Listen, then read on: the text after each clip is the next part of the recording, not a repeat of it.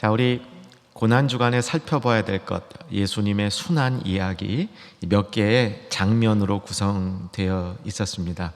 먼저 이제 식사 만찬을 하시고, 그 다음 겟세마네 동산으로 이동하시고, 겟세마네 동산에서 기도하시고 붙들리셔서 다시 이제는 심판의 자리로 이동하시는 거죠. 그 심판이 두 종류의 심판이 있습니다. 하나는 유대인들이 했던 가야바 법정의 심판이 있고, 그 다음에는 공식적이죠. 로마 사람들 앞에서, 빌라도 앞에서 받았던 빌라도의 심판이 있고, 그래서 두 개의 심판으로 구성이 됩니다.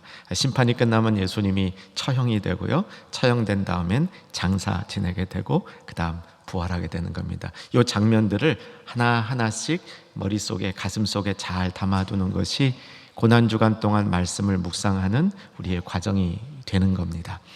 자, 어저께 예수님께서 붙들리셨습니다. 겟세마네 동산에서 유다가 예수님께 키스를 했고, 그가 예수님인 줄 알고 체포를 했는데 약간의 저항이 있었습니다. 사실은 겟세마네 동산 전체가 저항이었습니다. 예수님은 기도로 이 일 할 수만 있다면 피하게 해달라고 저항의 기도를 드리셨고요. 베드로가 칼 뽑고 한번 살짝 난동 저항을 했고요.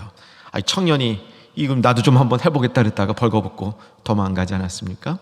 자, 이 모든 저항의 이 이야기는 어디로 귀결이 되냐면, 예수님의 죽으심은 인간이 저항할 수 있는 범위, 그런 사건이 아니라는 겁니다. 저항할 수 없는 사건이라는 겁니다. 왜 그렇게 됐다는 것이죠? 그 이유는 그 이후에 예수님의 부활하심으로 복음이 전진될 때, 하나님의 은혜가 쏟아질 때 저항할 수 없게 되는 거죠. 이걸 불가항력적 은혜, 복음의 거침없는 전진, 이 모든 것들이 이루어지기 위해서 예수님의 죽으심의 자리도 결국은 거부할 수 없는 것이다. 이제 이 주제가 흘러가고 있는 겁니다. 자, 어저께 두 번째 보았던 지도 있죠? 첫 번째 말고 두 번째 보았던, 어저께 처음 봤던 지도를 올려주시면, 어저께 다락방에서, 이건 어저께 거랑 똑같은 것 같은데요. 다락방에서 겟세마네 동산을 이동했는데, 겟세마네 동산에서 이 예수님이 붙들려서 가야바의 집으로, 법정으로 이동하잖아요. 그죠? 이제 같이 보고 싶은 게 뭐냐면, 가야바의 법정이 어디 있느냐는 겁니다. 여러분, 가야바의 법정을 지도에서 이제 어렵지 않게 찾으실 수 있습니다. 어떤 분이 농담 삼아 그러더라고요. 한 목사님은 예루살렘에서 편지 배달하셨냐고, 어떻게 그렇게 위치를 잘 아냐고 그러더라고요. 다락방 있잖아요. 다락방, 마가의 다락방, 그 다락방 바로 옆에 가야바의 법정이 있습니다. 그러니까 처음에 예수님이 식사하시고 떠났던 거의 그 부근으로 돌아오시는 겁니다. 가야바의 집 보이죠? 다락방 위에 다른 게 떴습니다. 가야바의 집에 바로 위에 다락방 바로 위에 가야바의 집 있었죠. 자, 지금 가야바의 집이 어떻게 생겼는지 사진으로 좀 몇 장 보여드릴 겁니다. 사진이 여러 장 있습니다. 현재 이제 여러분 예루살렘에 가면 가야바의 집터 위에 기념교회가 세워져 있는데, 그 교회 모습은 이렇습니다. 이런 모습이고요. 그 집터는 위는 별로 중요한 게 아니고 밑이 중요합니다. 밑에 감옥이 있어요. 아마도 예수님께서 이 감옥에 갇히셨을 것으로 추정이 됩니다. 감옥이 깊어요. 한 층이 아니라 두 층 내려가집니다. 이렇게 깊게 감옥으로 내려가지고요. 다음 사진으로 가보면 이렇게 내려간 뒤에 마지막 이렇게 이제 감옥이 현재 있습니다. 아마 저 감옥인지 저거랑 비슷한 감옥인지, 어쨌든 가야바의 법정 대제사장의 집 속에 감옥이 있었다는 사실을 우리가 기억해 두면 되는 거죠. 일종의 사법권이 있었던 겁니다. 자치형 사법권이죠. 유대 민족 사이에 일어나고 있는 문제들에 관해서는 자치적으로 해결할 수 있었습니다. 자, 그런데 우리가 성경을 읽으면서 헷갈리는 것이 하나 있어서 오늘 꼭 짚고 가야 될 부분이 있습니다. 53장을 보시면 같이 한번 53장 읽겠습니다. 그들이 예수를 끌고 대제사장에게로 가니 대제사장들과 장로들과 서기관들이 다 모이더라. 이상하지 않아요? 대제사장에게로 끌고 가니 또 대제사장이 또 있어. 그렇죠? 우리 눈으로 확인할 수 있는 것은 처음에 대제사장은 단수이고 그 다음 대제사장은 복수로 되어 있다는 것 이외에는 우리말로서는 이게 그 구별이 안 갑니다. 이건데 사실은 그렇게 어려운 문제는 아니에요. 헬라어 원어로 보거나 영어로 보게 되면, 잠깐 영어 불편하신 분도 있겠지만 영어가 안 불편하신 분도 있어서 영어로 보여드릴게요. 영어로 보게 되면 첫 번째 나오는 대제사장은 하이 프리스트입니다. 그리고 두 번째 나오는 대제사장은 chief priest, 복수형이에요. 그러니까 이게 어떤 구조냐면 처음에 나오는 대제사장이 최고 대제사장입니다. 최고 대제사장이 있고 많은 대제사장들이 있는 겁니다. 근데 우리말에 있어서는 최고 대제사장을 그냥 대제사장이라고 그러니까 다른 대제사장들과 이게 혼동이 되는 겁니다. 이해되셨습니까? 그래서 가장 높은 최고 대제사장이 있고 많은 그 밑에 있는 대제사장들이 있었다, 이렇게 정리하면 되겠고요. 가야바는 최고 대제사장입니다. 그 밑에 많은 대제사장들이 있었던 것이죠. 자, 어저께 겟세마네 동산은 영적 전투의 현장이라 그랬습니다. 근데 그 영적 전투가 겉으로 드러난 것보다는 속에서 더 많이 일어나고 있는 영적 전투의 현장이라고 말씀드렸습니다. 오늘 가야바의 법정은 겉으로 드러난 영적 전투의 현장입니다. 아주 치열하게 거짓 증언과 예수님 사이에서 이 죄로 몰아가려는 세력과 이 정의를 지키려는 이 세력의 이 큰 영적 이 충돌이 일어나고 있는 장면이고요. 그 장면과 함께 베드로가 예수님을 3번 부인하는 이야기가 나옵니다. 한 번 더 정리합니다. 가야바의 법정, 오늘 본문입니다. 가야바의 법정에 있었던 두 가지 일은 무엇입니까? 첫째는 베드로가 부인하는 것이고 예수님을, 두 번째는 거짓 증인들이 나타나서 예수님을 사형으로 몰고 가고 있는 겁니다. 자, 이 두 가지 내용들을 오늘 본문을 통해서 살펴보면서 우리에게 주시는 주님의 말씀을 담도록 해보겠습니다. 이 두 가지 사건이 샌드위치라는 구조로 되어 있습니다. 이 샌드위치 구조 기억나시는 분 있으시죠?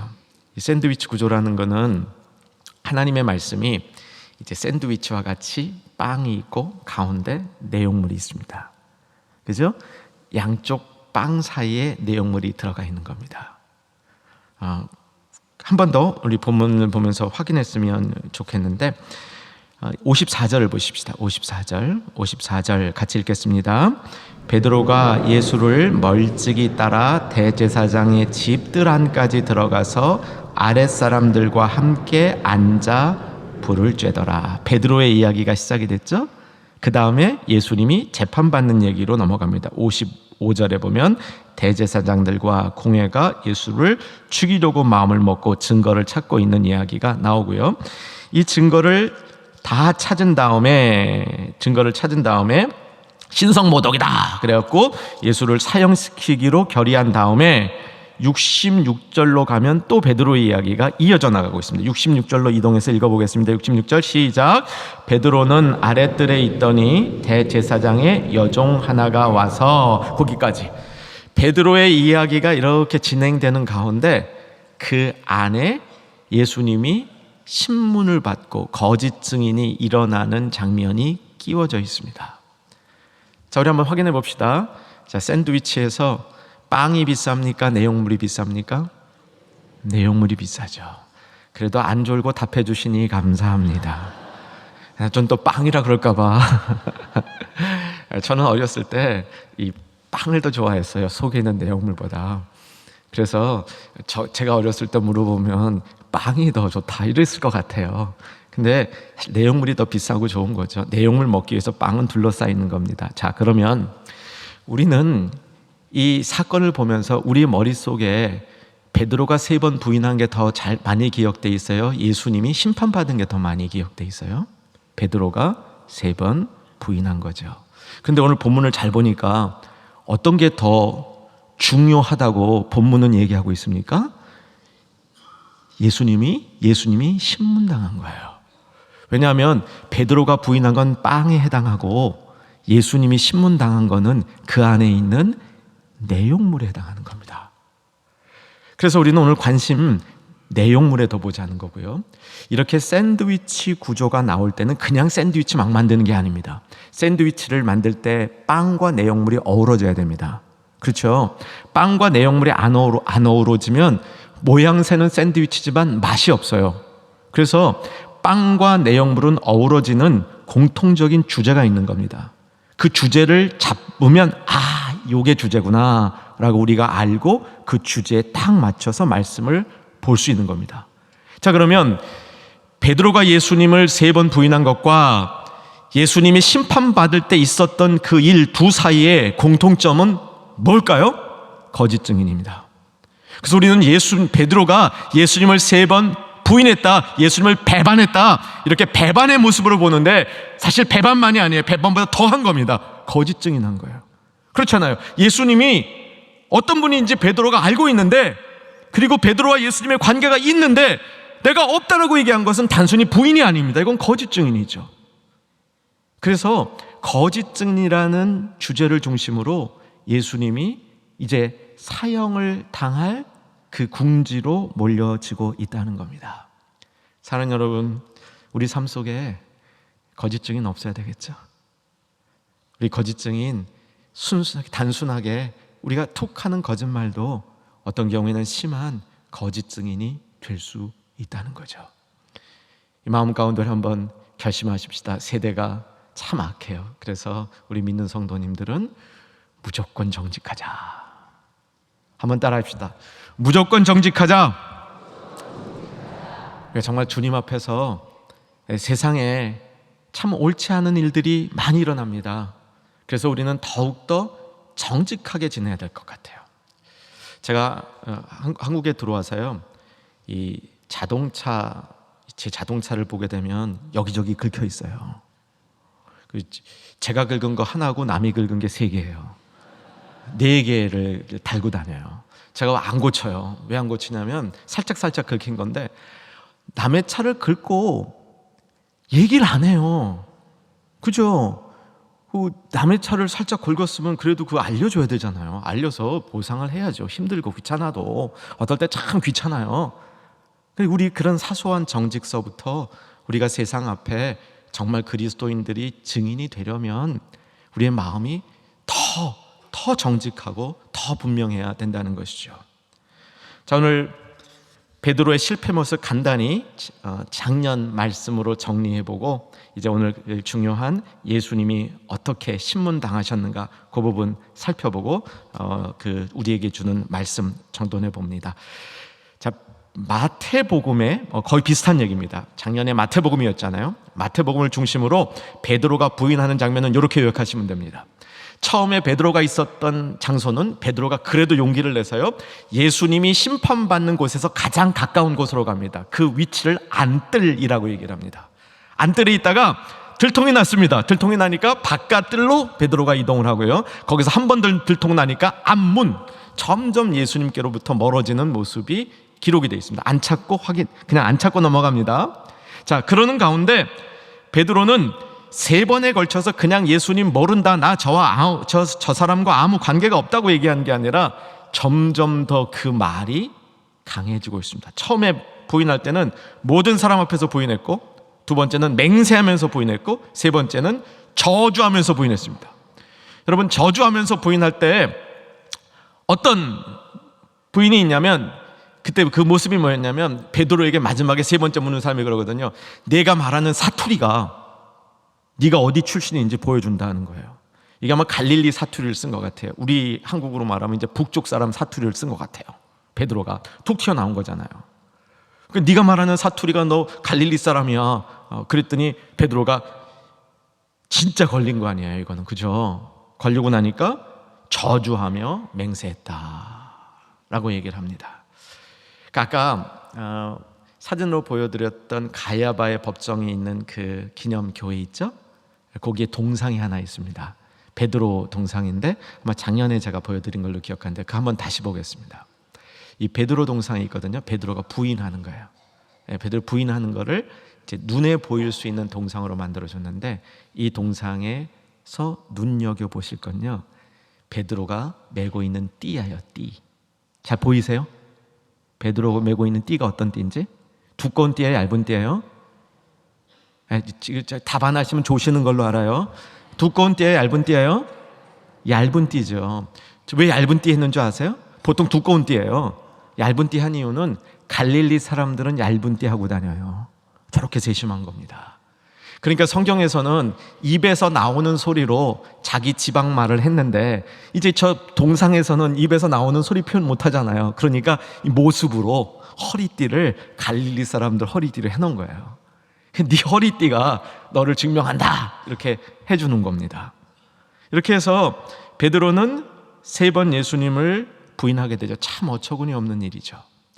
저는 이 장면을 이렇게 보면서 이런 생각이 들어요. 예수님이 제자들에게 공을 많이 세웠잖아요. 공을 많이 들였습니다. 마지막에 정말 제자들을 잘 세워가지고 제자들이 예수님의 사역을 위하여 준비되도록 한 게 예수님의 방법이었고, 길에서 예수님이 그 역할을 하셨는데, 그 제자 중에 최고 지자인 베드로가 예수님을 이렇게까지 부인하는 겁니다. 여러분, 이 정도 되면은 어떤 현상이 일어나는 줄 아세요? 베드로가 망한 게 아니라 그 스승인 예수님이 망한 거예요. 그렇잖아요. 제자들이 실패하면 스승도 실패한 겁니다. 그렇죠? 사랑하는 여러분, 교회가 세상에 이 누가 되면요, 교회가 실패한 게 아니고 누가 실패한 거예요? 우리 주님이 실패한 게 돼요. 그래서 교회가 건강하고 교회가 든든하게 세워져 있어야 되는 겁니다. 요즘 교회가 실패하는 모습들을 보면서 예수님이 그렇게 실패한 모습으로 안 드러나는 이유는 뭔지 아세요? 세상 사람들이 볼 때 교회와 예수님이 상관없다고 보는 거예요. 그러니까 교회는 실패해도 예수님 실패 안 한 거죠. 교회와 예수님이 하나로 뭉쳐 있다면, 교회가 잘못된다면 예수님이 잘못된 거죠. 우리는 여기서 베드로의 모습을 보면서 그 베드로를 키웠던 예수님이 얼마나 무능한 예수로 이 주변 사람들에게 보여지고 있을까, 거기에도 우리는 관심을 가져야 되는 겁니다. 자, 이제 예수님이 받았던 신문 장면으로 돌아옵니다. 예수님이 심판을 받고 있습니다. 예수님이 신문을 받고 있습니다. 자, 예수님을 신문을 하기 전부터 이 제사장들은 예수님을 죽이기로, 사형시키기로 작정을 한 거죠. 예수님을 사형시키기에 가장 좋은 방법이 뭐였냐면, 성전과 관련하여서 예수님을 묻는 겁니다. 잠시 생각해 보세요. 왜 성전과 관련해서 예수님을 엮으면 예수님을 사형시킬 수 있었을까? 한 가지 알고 있어야 될 게 있습니다. 유대인들은 자기네 자치법으로 사람을 죽일 수 없습니다. 사람을 죽이려면 로마 정부의 허락이 떨어져야 돼요. 죽이는 일만큼은, 매질 정도는 할 수 있어요. 근데 죽이는 일은 로마 정부의 허락을 받아야 됩니다. 근데 로마 정부가 웬만한 일로 가져가면, 야, 이건 니네끼리 해결해, 이건 니네 풍속에 관한 거니까 니네끼리 해결해, 이렇게 되면 죽일 수가 없어요. 그래서 로마 정부도 예수님을 죽일 수 있는 벌을 만들려면 아주 좋은 게 성전에 관련된 거야. 이 성전에 관련해서 성전을 무너뜨리려 했다, 이거는 내란이에요, 내란. 그러니까 예수님을 죽일 수 있는 구실이 되는 겁니다. 그걸로 몰고 가려고 했던 것이고, 거기에 관련된 거짓 증언을 하나하나 모아본 겁니다. 자, 오늘 본문 보셨죠? 그 거짓 증언이 일치했습니까? 일치하지 않았습니까? 일치하지 않았습니다. 원래요, 거짓말은 일치하지 않아요. 거짓말은 일치하지 않습니다. 진짜를 얘기하면 일치해요. 여기서 한 얘기, 저기서 한 얘기, 내가 앞에서 한 얘기를 다 기억 못 하잖아요.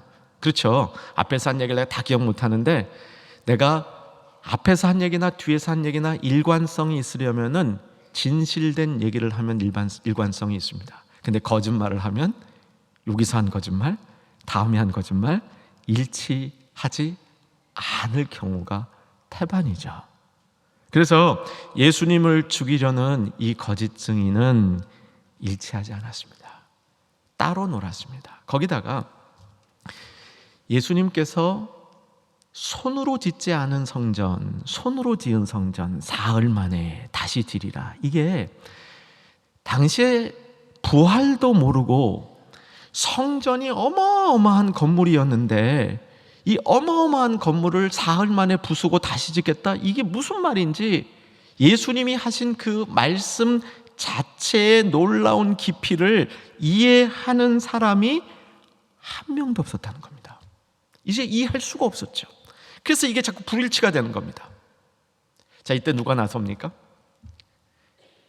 예수님의 재판을 이끌어가던 가장 주된 인물 대제사장이 드디어 나서는 겁니다. 대제사장은 어떻게 예수님을 몰아세웠는가? 우리 60절부터 한번 같이 보십시다. 60절 같이 읽겠습니다. 시작. 대제사장 가운데서 일어나서 예수에게 물어 이르되 너는 아무 대답도 없느냐? 이 사람들이 너를 치는 증거가 어떠하냐 하되 61절 계속 침묵하고 아무 대답도 아니하거늘 대제사장이 다시 물어 이르되 내가 찬송받을 이의 아들 그리스도냐? 라고 묻습니다. 요거는 뭐를 유도할 생각이었냐면 그렇다 그러면 신성모독으로 바로 가려고 준비했던 겁니다. 그러니까 이거는 일종의 예수님을 이렇게 걸려들게 하는 요 낚싯밥 같은 거였어요. 그런데 여기서 대제사장이 하는 말을 다시 한번 봅시다. 내가 찬송받을 이의 아들 그리스도냐? 하나님의 아들 그리스도냐라고 묻지 않고 뭐라고 물었습니까? 찬송받을 이의 아들 그리스도냐라고 묻은 겁니다. 원래 유대인들은 하나님이라는 말 단어 자체를 입에다 올리는 것을 불경하게 생각했기 때문에 다른 말로 바꿨는데 그 하나님을 찬송받을 만한 이 복된 분 이런 거예요. 요거는 굉장히 깊이 있는 얘기라 오늘 다루지 않고 넘어갑니다. 하나님을 복된 분이다 이렇게 얘기하는 것 가운데도 상당한 깊이가 있죠. 그런데 인간의 꾀가 하나님을 따를 수가 있습니까? 없죠. 대제사장은 네가 하나님의 아들이냐 이걸 살짝 바꿔가지고 찬송 받을 만한 이의 아들이다 해가지고 그렇다 그러면 이제 딱 잡아 열려고 그랬는데 딱 보니까 이 대제사장이 예수님이 누구신 거를 갖다가 간접적으로 알려주고 있는 거예요. 그죠? 예수님은 대제사장의 질문에 대해서 간단하게 그렇다라고 답해버리신 거예요. 내가 그니라 딱 답해버린 거예요. 여기서 예수님이 하나님의 아들이시라는 것을 스스로 입증하고 있는 장면이 되는 겁니다. 자, 이제 중요한 오늘 말씀의 요지들을 정리하고 우리 마음속에 그 뜻을 담아 보려고 합니다. 마가복음 전체를 통해서 우리에게 주고자 하는 교훈이 무엇이냐면 예수 그리스도 하나님의 아들 복음의 시작. 마가복음 1장 1절이었죠. 결국 마가복음 복음서는 예수님이 하나님의 아들이라는 걸 보여주는 겁니다. 그래서 적지 않은 마가복음을 연구하는 이 주석가들이 좀 전에 대제사장이 질문했고 예수님이 그렇다고 답한 예수님은 하나님의 아들이라 라고 얘기하는 이 부분을 마가복음의 핵심이라고 설명합니다. 근데 저는 관점이 조금은 다릅니다. 그게 핵심은 핵심인데 두 번째 핵심인 것 같아요. 첫 번째 핵심은 뭐냐면 예수님이 십자가 달려서 돌아가시는 거예요. 이 성금요일 저녁, 금요일 아침에 볼 본문인데 예수님이 십자가에 달려서 돌아가시면서 예수님이 십자가에서 돌아가시는 순간 주일날 봤죠? 큰 소리를 지르고 숨을 거두셨을 때 바로 그 다음에 뭐가 있었습니까? 성전의 휘장이 위에서 아래로 쫙 뒤집어졌어요. 이게 뭔지 아세요? 이게 지성소로 가는 길이 열린 거잖아요. 그죠? 우리 그거 알잖아요. 지성소로 가는 길이 열린 건데 지성소로 가는 길이 열렸다는 건 뭐냐면 하나님의 구원의 길이 열렸다 그 얘기입니다. 하나님의 임재와 통치의 길이 쫙 열려졌다. 이게 예수님이 이 땅에 오셔서 한 일의 핵심이죠. 그러면 그 다음 핵심은 뭐냐면 그렇게 하나님의 구원이 이 땅에 이루어지는 일이 열리는 그 일을 감당한 십자가에 달리신 예수님은 보통뿐이 아니라 하나님의 아들이셨다는 겁니다. 할렐루야. 예. 그러므로 그 다음 일은 뭐냐면 그 사건을 보고 깨달은 우리들이 똑같이 예수님을 보면서 저분은 하나님의 아들이셨다, 구원의 길이 열렸다, 이것을 우리 삶 속에, 내 심령 속에 입증하고 확증하고 그것을 다른 사람에게 증거하는 삶을 살아야 된다. 이게 복음서 이야기의 핵심이라는 겁니다. 자, 이제 마지막으로 정리합니다. 예수님이 뭐라고 말씀하셨는지 다시 한번 보겠습니다. 62절 같이 한번 잘 읽겠습니다. 크게 읽습니다. 예수께서 이르시되 내가 그니라 인자가 권능자의 우편에 앉는 것과 하늘 구름을 타고 오는 것을 너희가 보리라. 두 가지를 말씀하여, 하나는 인자가 하나님 우편에 앉는 것과 하늘 구름을 타고 오는 것이다. 우편에 앉는 건 뭡니까? 죽으시고 부활하신 다음에 하나님 우편에서 통치하시는 겁니다. 구름을 타고 오시는 건 뭡니까? 재림이죠. 예수님께서 그 일 하는 것을 보리라 라고 말씀해 주는 겁니다. 사랑하는 여러분, 예수님께서 하늘 보좌 우편에 앉아 계시는 것, 그리고 재림하실 예수님, 이것이 우리 가운데 믿음인 줄로 믿으시기 바랍니다. 여러분, 이거 믿는 신앙은 다음과 같은 신앙으로 바뀌어져야 되는 것이죠. 우리는 예수님이 다시 올 날을 항상 기다리고 삽니다. 아멘이시죠? 네, 영광 중에 다시 오셔요. 그리고 그냥 갑자기 다시 오시는 게 아니라 하늘 보좌에서 통치하시다가 오시는 겁니다. 어디 멀리 가셨다가 갑자기 나타나시는 게 아닙니다. 예수님이 탄생하신 크리스마스를 우리는 기억하고 기념하고 축하하면서도 예수님이 다시 오실 것을 바라보는 겁니다. 예수님이 고난당한 그때에도 고난당한 예수님께서 다시 오실 것을 기억하는 겁니다. 부활하신 예수님이 다시 오실 것을 기억하는 겁니다. 우리들의 신앙에 있어서 예수님이 다시 오시는 것을 기억하는 것은 대단히 중요한 신앙입니다. 여러분, 이 신앙을 가지신 줄로 확인하시기 바랍니다. 자, 이 신앙을 가진 사람 꼭 기억할 것 두 가지. 첫째,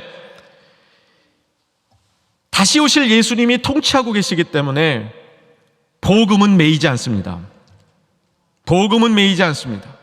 그래서 그 예수님, 다시 오실 예수님을 붙들고 사는 우리 삶 속에서 매이지 아니하는 이 복음의 강력한 전진을 경험하고 그 복음의 전진을 위하여 힘쓰고 노력하는 주의 복된 성도가 되어야 됩니다. 두 번째, 교회를 거룩하게 지켜야 됩니다.